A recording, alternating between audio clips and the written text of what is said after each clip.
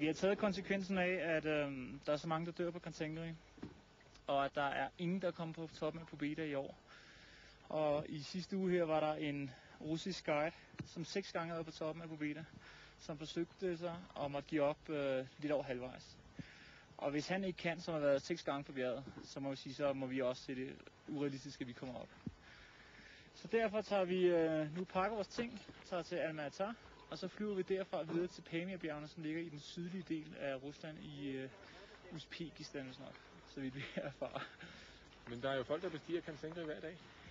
Jamen det er meget farligt stadig, ikke? Altså vi snakker ikke om promiller, der dør på det bjerg, vi snakker om procenter, så mange er det. Der er på nuværende tidspunkt døde 11 mennesker på 3 uger, og når man tænker på, at der måske er 300-400 mennesker her, hvor halvdelen af dem måske kun er trækkere, som går ind og kigger, det er for en stor procentdel af dem, der dør, til vi vil våge livet på det.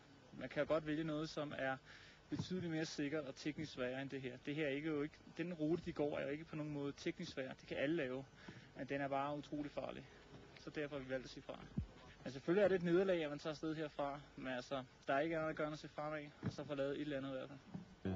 Og den danske gruppe er tilbage i Kazakhstans hovedstad Alma-Ata.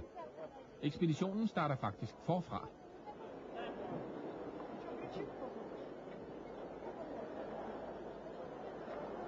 You know popcorn?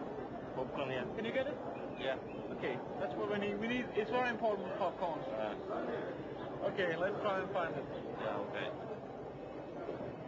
Det har været fuldstændig kaotisk, og de har ikke kunnet skaffe noget fly til os, de har ikke kunnet skaffe nogen bil til os. Det bunder specielt i, at der er ikke noget benzin i Kirgisien, så den bil, de skal til køre herfra og ned til Pamir-bjergene, den skulle kunne køre frem og tilbage på benzin herfra. Og det har været problemer at skaffe, og så er vejene åbenbart så dårlige, så de har ikke kunne skaffe nogen bil. Så vi endte med at have en militærvogn med åben lade, som vi skal sidde og køre i 3 dage i træk. Det skal nok blive ret underholdende.